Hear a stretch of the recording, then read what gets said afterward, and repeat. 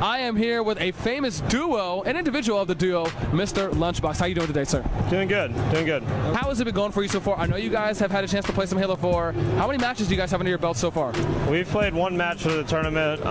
We probably played 10 to 15 games warm-up yesterday, so we've probably had less than 20 games, but we've got a good amount of practice so far here at the actual tournament, so none of us have played the game before we get out here. It's interesting. We're trying to learn a lot of stuff on 10 games, so it'd be interesting to see how we can progress as a team throughout the weekend as we play more. Did you guys actually have a game plan for things you wanted to point out or pay attention to and really test some things out, maybe if that was going on yesterday, and if so, what was that?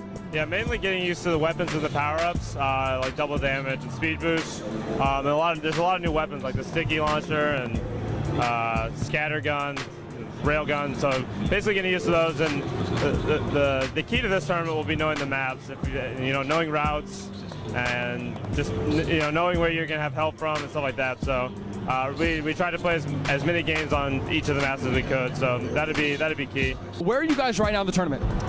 We just won our winners bracket round 2 match, so we're in winners bracket round 3. So, you know who you're playing?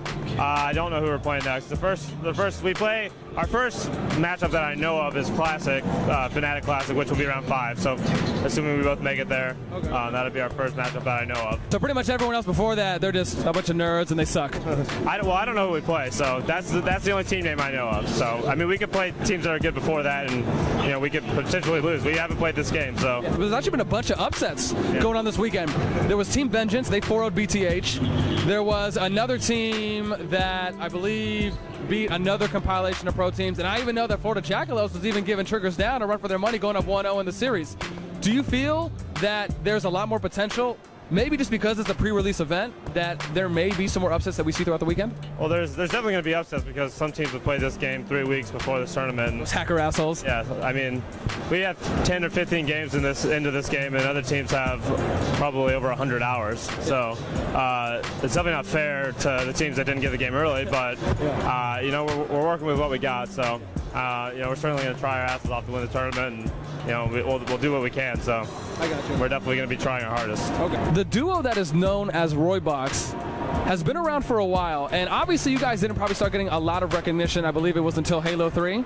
Is that correct?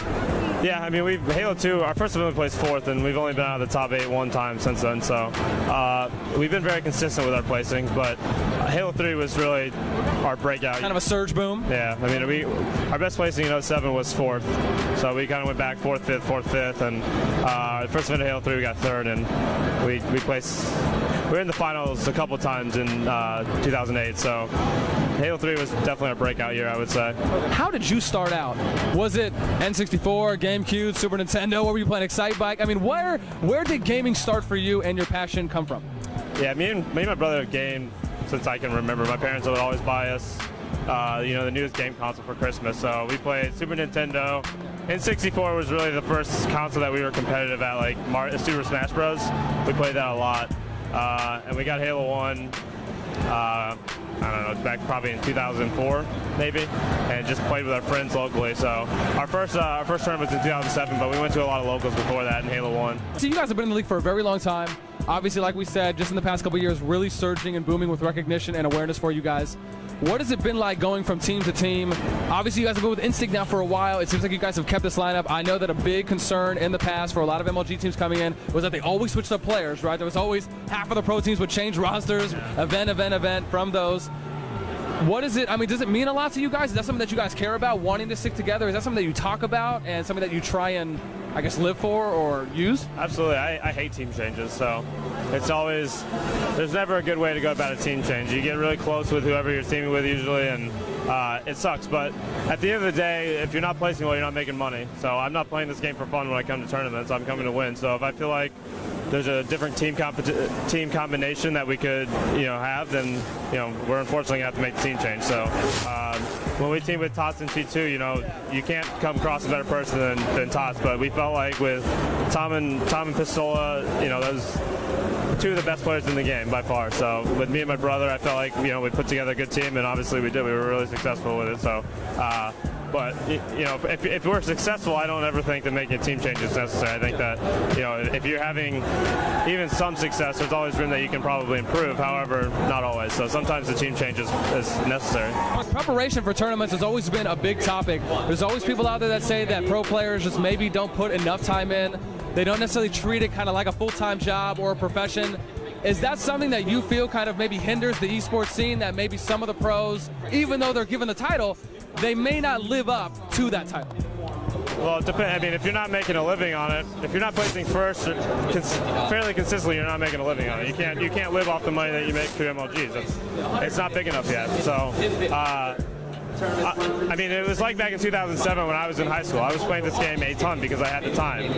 I can't do that now. I'm 22 and I have a part-time job. I go to school. I can't put as much time into it as long as these kids now, the up-and-comers that were my age when I was playing in 2007. They're playing a fuck ton. I can't keep up with them. So these damn youngins. Now we feel old. Now you feel old in the league. So it is what it is. You know, you put in as much time as you can, and you know, if it begins to become a job for you, then I feel like that's when you're playing a little too much.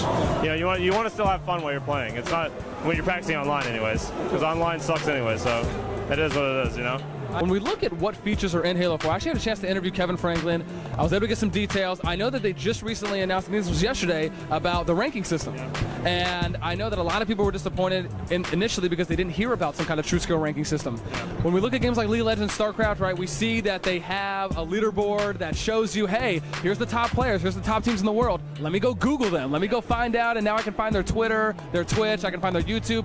Now you're starting to get an influx of viewership, and you're getting a bigger community base. Do you feel that that's something that Halo 4 needs or eventually needs to be put in order to grow the scene? Because right now there really is no in-game promotion for any players. You guys have no way to really get your name out there outside of tournaments. Yeah, well, Halo 2 had rankings, and that was a big thing.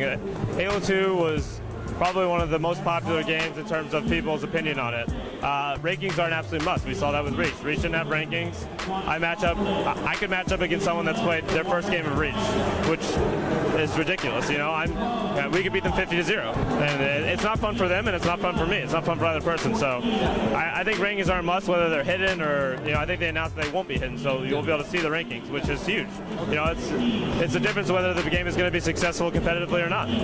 Really, because the tournaments are only 3 days. You can't just have a game banking on, you know, a 3-day event every 2 months or 3 months. So it's got to be consistent on Xbox Live. So rankings are an absolute must in my opinion. One of the great things we see about League of Legends is like a ranged team 5v5, where you actually go in, you have the clan system like you were talking about from Halo 2, and you can actually go in and play team versus team matches. Do you think that's something that Halo 4 should have in it as well, instead of how we've seen it in Halo 3, where you could go in with 4, but you might not necessarily get matched up against 4? Would you like for there to be a dedicated playlist to show off who the best teams in the world are? I think it would be a neat idea. I think the problem would be is League of Legends is able to do that because it has so many people playing it. So it's a little different with Halo because there's not nearly as many people. It's not free to play, and League of Legends is. And League of Legends has a huge. I mean, League of Legends is the biggest game right now. So if Halo could do that, it'd be great. You know, if you could have ranking system, I can guarantee that every pro team would try and get to the #1 spot, without a doubt. However, I don't know how many people would, other than the pro teams, would try and do that because it would be very hard for them. So, I mean, it's a great idea in theory. I mean, I don't know how it would work, but rankings are the key thing. You know, even if it's, you know, you could go in by yourself and match against a team of 4.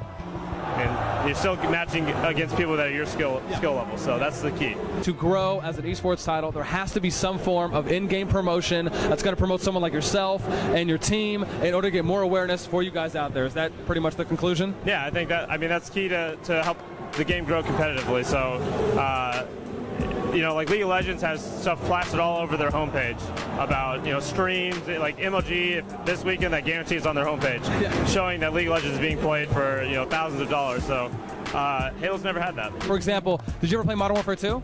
Yeah, I did. Okay, so you remember when you went into the multiplayer and you clicked on multiplayer Modern Warfare 2, there would be like that little kind of rectangular box in the bottom right-hand corner, and Activision, I think for the longest time, was using that to promote recruiting more people to staff? Yeah. Do you think adding in some kind of main menu when you go into multiplayer that has like a news bulletin that maybe is just focused on esports, very similar to what Riot does in their LOL client, do you think that would even be a greater boom just to give more recognition and awareness not only to players but to leagues? Yeah, I think that, I mean, even if they could, you know, just put Halo tournament this weekend, Twitch TV / whatever, MLG Halo stream. Like, anything to help spread the word that the tournament's happening. I can guarantee there's so many people that play Halo that don't even know about MLG. So, I mean, if you could even get a small percentage of those people, you're just going to help increase the league, and they can tell their friends, and then they tell their friends. That's how it grows. That's how MLG grew. They weren't. I mean, they probably had a small ass square of this. Going back to the day? Yeah, a small square of this at their first tournament. Now they've grown to this, and it's all through word of mouth and like that to get to not this point, but to get to where they were a few years ago. Now they've gotten to this. A lot of people were expecting Reach at Columbus to be one of the final events for Halo. MLG came out, they announced that the streaming numbers really weren't there for it, as they obviously were with Halo 2 and Halo 3. Do you feel that maybe it falls back on the community themselves, especially if MLG isn't hosting tournaments, or better yet, when they do, when they give you an opportunity like that, shouldn't people be retweeting or tweeting out that, hey, here's a tournament going on, and maybe doing that a week before, or making a YouTube video about it, or making a Facebook post? Do you feel that maybe there's just a lack of community involvement, and that's a factor for maybe why we haven't seen stream numbers like we were seeing with Halo 2 and Halo 3? I think, in my opinion, I don't think it comes down to it. I think that people just didn't like Reach. So if people don't like the game, they're not going to watch it. I mean, they're not going to support it in any way. Yeah, I mean, if you don't, I don't support StarCraft because I don't play it and I don't like it. So, I mean, tons of people do, and it may be a good game. It's not my thing. So, I mean, I play League of Legends, so I like that, but I'm not going to tweet their stream because I play Halo. So, I mean, it all comes down to what someone likes to watch, and I don't feel like, if I post on my Facebook or Twitter, and I do, I post like, MLG this weekend, come watch. But if someone doesn't like, Halo Reach, they're not going to come watch, just because I said to come watch. So I think Halo 4 is in the right direction. I think, they definitely have stuff they can work on, but it seems like everyone's got a good opinion of it so far, and Reach didn't have that, period. From the day before, people did not like Reach. So when you're here at the event, outside of competing, what do you like to do? Hit on the Dr. Pepper girls? Yeah. Here recently, I've been just taking a break from Halo since there was no Reach tournaments and Halo 4's not out. So I've been playing some League and just various titles that I enjoy playing that I don't have time to play while I'm playing Halo every day. So I work part-time and go to school. So I mean, my time is definitely filled without playing Halo every day. Outside of esports, what do you do? You said you have a job. You're going to school. What are you going to school for? I'm going to be an electrician. Okay. So that's what I'm going to school for, and I'm preparing myself if Halo's no longer on the circuit. So if a nuke hits this building and esports just dies completely, yeah, I'll be ready. I'm just gonna sit back and burn through the cash I've made. And you got your backup plan. Yeah, I do. Okay. So at least the good thing now is, though, that since you're doing electricity, you can go over to all the nerds' houses and be like, hey, I can come fix your electricity now, and yes, you will be able to game because of me. Yeah, I don't know. I know a lot of people that are, so it makes sense for me to be that. Love-hate relationship. Where do you stand more so on? With MLG? MLG's, I have nothing bad to say about MLG. Okay. Okay, why do you support MLG? What does it for you? They gave me a once-in-a-lifetime opportunity the last 6 years of my life. So, I mean, they've treated me damn well. I have nothing bad to say. They kept Reach on for a long time, even though it wasn't putting up the numbers that other games that they could have had on, I mean, Reach wasn't a popular game, and they still had it on for a whole season and one tournament, so they pretty much, they still did it right, to an extent. Yeah, I mean, there's things they could have done differently, but at the same time, we were babied as bad as anyone could have been babied, and that hurt us a lot, Pros got lazy as hell. I got lazy, we had everything handed to us for the last 6 years, so it got taken away for 6 months, and we're back now, so I think everyone's excited to play Halo 4. It's one of those missing things, soundproof booths, so that the commentators could be heard from the crowd. Yeah, I mean, when they went to the new main stage before this event, like all of when Reach was on the circuit, it definitely hurt. It wasn't nearly the same as what it was when Halo 3 and Halo 2 were on the circuit, but we really didn't deserve to be the spotlight, so I don't blame them. I know there's autograph signings and whatnot, and of course you guys kind of have a rigorous schedule. I know sometimes there's interview planning and a lot of other things that you guys do during the event that's not just competing. Can you kind of give us an idea of what a day here at an MLG event is comprised of for you? Well, this tournament in particular, we're really trying to watch as much Halo 4 as we can since we've only played like 15 games of it. But I enjoy watching other games. I mean, we've tried to check out League of Legends as much as we could. So I'm a gamer. I like video games and I like other games. I don't strictly play Halo. So I mean, it's just it's a fun atmosphere. It's a video game tournament. I like video games, so I like walking around and I love meeting new people. I like meeting fans, so I try and talk to as many people as I can. If an MLG staff came up to you and they said, hey, what was one thing that we could improve on? What was one thing that could make our events better, our company better? What would you tell them if you had the opportunity to say, hey, this is what you should do? I won't speak for the whole league, but for Halo in particular, this event, I think the main stage is really lacking. So it was kind of sad to see at this event. There's no chairs or anything, but I mean, we can't complain. We're here, so I mean, I don't say anything publicly on my Twitter or anything like that. But you know, they could have improved there for sure. They definitely you know, didn't put a whole lot of effort into it, but. I mean, they got some organized sitting of sport going on over there, and everyone's kind of in a single file line. So, and the thing is that, I mean, damn, even though there aren't any seats, just to see the community come out and sit their asses down on some hard concrete floor, that's got to say something. Yeah, exactly. I mean, there's still people supporting it, so I mean, I'm not going to complain. We were spoiled. We were spoiled with the last events on how the main stage was set up. So, you know, it's not what it once was, but we're here, so I won't complain. Has scheduling ever been an issue for you guys? I know that from a lot of people we've talked with, people say that it's either delays or their match didn't start on time and they were sent away, and then they had to come back and they didn't show up in time, so they had to forfeit a game. How bad or what is the scheduling environment like? Is it really as bad as some people say? Could it be better? It could be better, but I mean, I can't imagine trying to keep 240 teams or however many are here through 30 stations on time. I mean, you can't just sit in the venue for 15 hours and wait for your name to be called. So you're gonna miss calls, and that's not MLG's fault.